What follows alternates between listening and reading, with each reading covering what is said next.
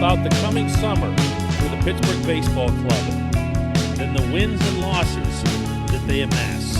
I mean, yeah, it'd be nice, obviously, and it would be some indication of progress should the Pirates do a surprising amount of winning. But there are going to be so many other more relevant metrics as to whether or not they're succeeding or failing. That said, I'm going to do a record prediction today. Good morning to you. Good Friday morning. I'm Dejan Kovacevic of DK Pittsburgh Sports. This is Daily Shot of Pirates. Comes your way every Monday through Friday. If you're into football and or hockey, I also offer up daily shots of Steelers and Penguins. The number, bypassing any phony suspense that I'd try to manufacture here, is 73. I've got 73 wins. 73, that's it. That's the number. It's 73. And the main reason that I choose that is because I don't see this group losing 90. There isn't a catastrophe at hand here. A catastrophe happens in professional sports with one of two scenarios. One is just an older group that just no longer cares or doesn't have it anymore. And, there are plenty enough examples of that in recent baseball history. The Baltimore Orioles jump out maybe more than anybody, but the Detroit Tigers were that way a couple of years ago, where you were just carrying around a lot of bad contracts, players that you couldn't get rid of, and they just go out there and just basically go through the motions. That's one way that a catastrophe comes around. The other way is if there's no actual talent. Never mind that the talent is developed or polished or even committed, but that there's no actual talent. And neither of those really applies here. Now, I've covered a 105-loss team, and it was one of those that was mostly older and really didn't care all that much. That was, of course, the 2010 Pirates under John Russell. And they had really had all kinds of stuff going on the inside, too, backbiting and everything else. None of that applies here. So anyone who's just looking at the roster and saying, well, there's some names I don't recognize, or they're looking at the payroll and saying, well, payroll is everything, and then payroll is now so low that they have to be at this level. And that stuff really doesn't and shouldn't apply, certainly not the year after the Tampa Bay Rays were a game away from a world championship. This is a team that has some talent, some significant talent in a handful of cases, and it has some depth, and it has a whole bunch of that intangible stuff. They know exactly who they are, what the objective is. No one's putting forth any kind of unrealistic goals. Nobody's saying, we're going to win it all, look out for us in the Central or anything like that. Everyone understands and has been told, it's been made clear through Ben Cherington, through Derek Shelton, exactly what's going on. We look around this complex in Bradenton. This is them talking to the players, and we see people who we feel are going to be part of the next winning Pirates team. And if you want to know why Cherington never assigns any kind of timetable when people like me will ask him, hey, when do you think you're actually going to be good again, Ben? And his response is, I hope it's now. I hope it's right now. Why would I hope for anything else? Listen, if these guys went out and played great ball in 2021, my timetable is significantly accelerated. So why would he acknowledge a timetable of 2023, 2024? That's not a matter of being dishonest. In his own words, he said, we want to get good, and we want to get good fast. The faster we do it, the better we'll be. And that makes sense too. He didn't say this part, but he then gets more trade chips. He then gets more value. You want a perfect example out of this? It's Adam Frazier. Adam Frazier, who's hitting $5 billion right now. I can't even track his OPS anymore. It just breaks the calculator. He's murdering the ball in the Grapefruit League. Sure, put it into all the proper context. The fact is, between that and Frazier being a Gold Glove finalist at second base the past 2 seasons, that's elevating his value. Everybody benefits by the Pirates getting better faster. I don't believe you'll see something stunning in 2021, but I believe that about both extremes. I don't see any way 2020 could be replicated.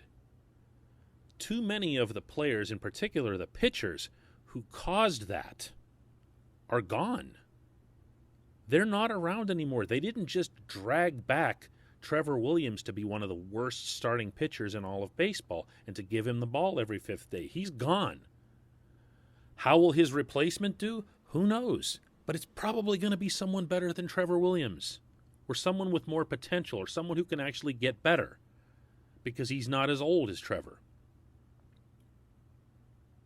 There's going to be some tough results this year, especially since they're entering the season. The Pirates are really without a closer. I think you're going to see some games that are lost late, very early in the season, that are going to really hurt. Whether that's Kyle Crick back there, Richard Rodriguez, however it is that Shelton ends up staggering that.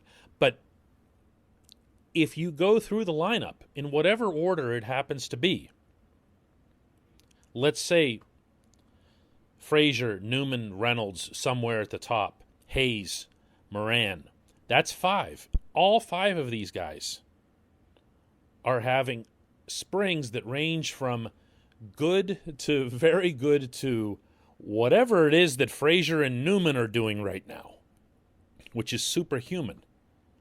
All of that will come down to earth, but it's not going to be what last year was. Where everyone keeps, it feels like to me anyway, everyone keeps thinking that this is just some kind of continuation of 2020.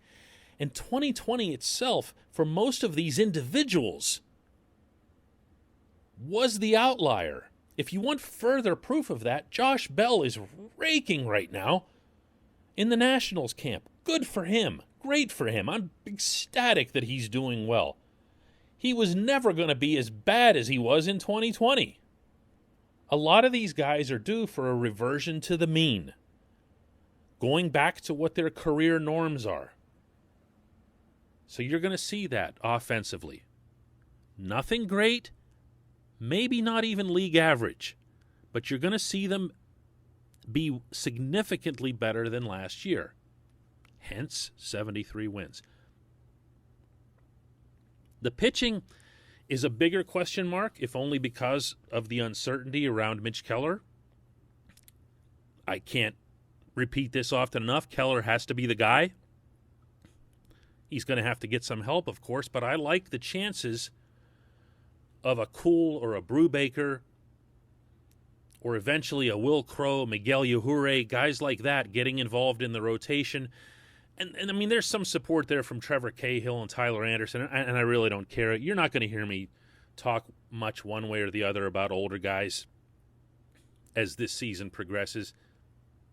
Same goes for Todd Frazier. Anybody else that's on the roster that's in that mold, that doesn't interest me. But I've seen some of these young starters, and they're better than the starters the Pirates had last season, with upside. With upside. The same applies to the bullpen. No, there's no lights-out closer anymore. But I've seen more depth and more dynamic stuff from this bullpen than any that I can recall in quite a while. And I mean quite a while, because even the Pirates' recent playoff teams didn't have a lot of super live arms, if you think about it.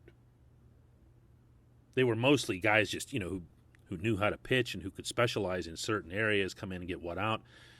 This is not what this group is. There are some hard throwers back there, and if they can be harnessed and if they can be turned into something, then you have the makings of a bullpen that not only could start out well, but could get better. And that's really the theme of 2021, as far as I'm concerned. Will they or won't they get better? Everyone involved agrees that the talent level is higher.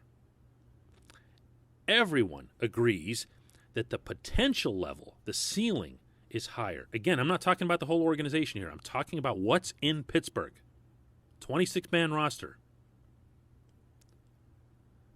So the challenge becomes turning that into something. How long does it take, and does it take? Those are the real questions surrounding the coming season. 73 is not a number that if I went and walked around the Pirates clubhouse, which obviously isn't an option these days, but if I walked around and said, hey, everybody, think you're going to win 73 games this season, what do you think they're going to say? Wait a second, you think we're going to lose 89? It's not going to get accepted. You're not going to hear that from anybody. And good for them. That's exactly the attitude they should have. They're having a good spring.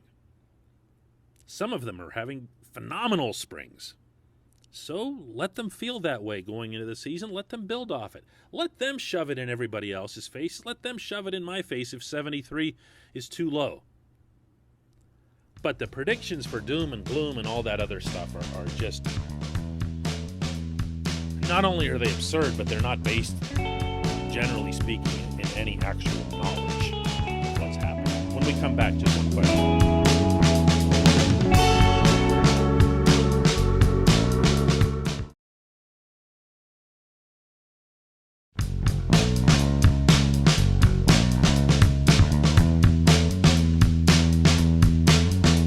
Back. It's time for just one question, and that's brought to you on this program always by North Shore Tavern. That's the sister/companion restaurant to Mike's Beer Bar, right there on Federal Street, directly opposite PNC Park. North Shore Tavern is home of steak on a stone. The steak is brought to your table on an 800-degree stone, and you complete the cooking yourself. It's an amazing experience. It's also maybe the world's only true Pirates sports bar. There's nothing in there except Pirates. And if you think about where it's located, that kind of makes sense. North Shore Tavern on Federal Street. And the question comes from Swan, who asks, can a team that has no depth be taken seriously? Taking your question purely in the context of 2021, it's hard to take the question seriously. And I say that respectfully. Because what the Pirates are trying to achieve here, as I'm sure you know if you're invested enough in the process to be listening to this show, really doesn't have all that much to do with 2021 or how they fare in the standings or wins and losses. It has to do with getting better. It has to do with individual players getting better, prospects throughout the system getting better, the instructors themselves becoming more in tune with the players they're trying to improve. All of that has to take place. That's not going to be a super simple, easy measure. I know that's not what most everyone wants to hear, even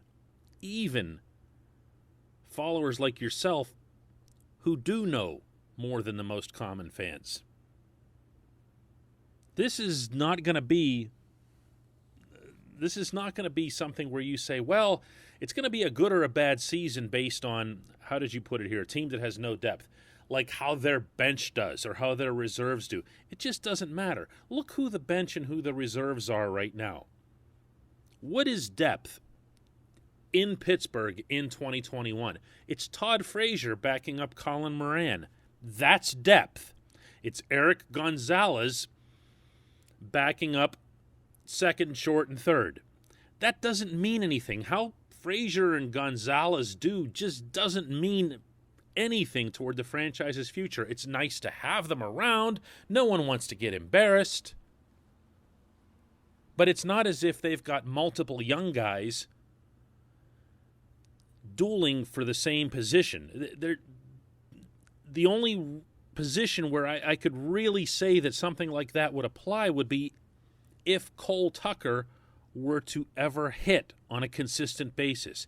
Then you'd have a depth issue where you'd say, okay, hang on a second. Because we've got this young guy here, we've got this young guy here, and we need to get Cole Tucker onto the field.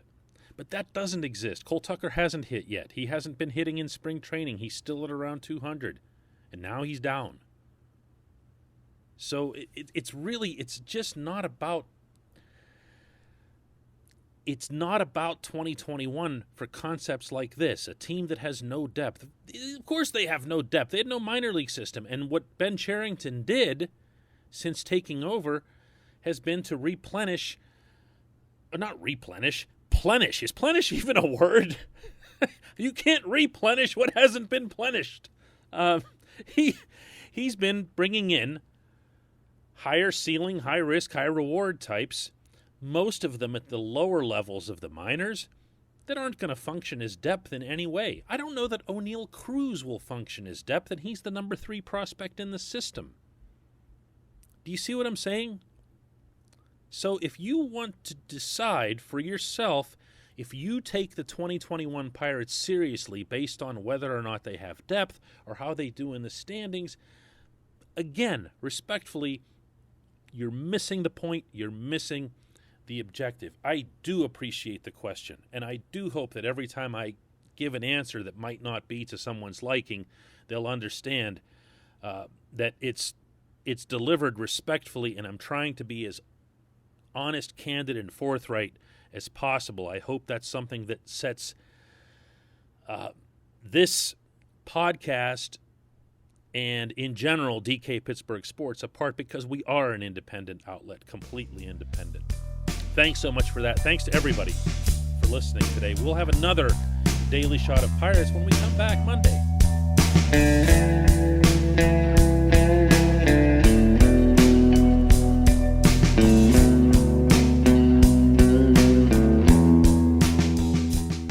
At Point Park University, in the heart of downtown Pittsburgh, they understand there's no substitute for real-world experience and career-building connections. Their innovative curriculum engages students with distinctive experiential learning opportunities. Point Park's pioneering co-op program empowers qualified students to work in full-time, paid positions with their corporate partners while earning college credits. Visit pointpark.edu/works to learn more. Career ready. That's the point. Point Park University.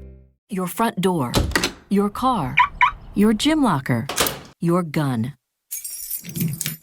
Safety is a habit. Learn more about how to keep guns safe and secure. Visit projectchildsafe.org.